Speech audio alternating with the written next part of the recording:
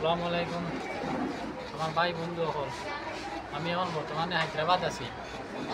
আমার ভাই খুব অসুস্থ, আমার কিছু নেই।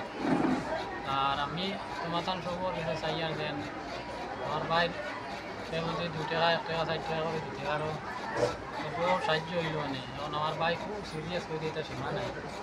বর্তমানে 20টা স্যালাইন দেওয়া আছে।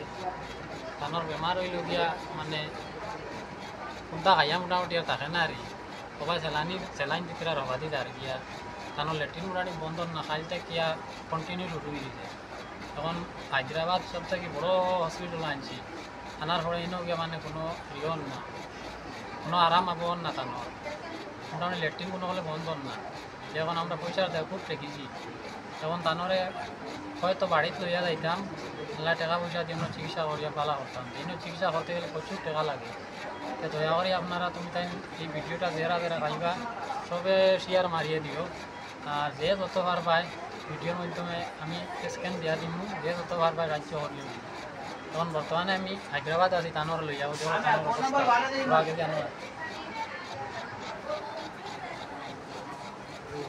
তানোর অবস্থা খুব অসুস্থ। তাই এখন মাত্র যদি তানোর গুয়াহাটির তোর বক্ত যদি আল্লাহ দিয়া যায় তাহলে দিয়া যাইতে বুঝলি।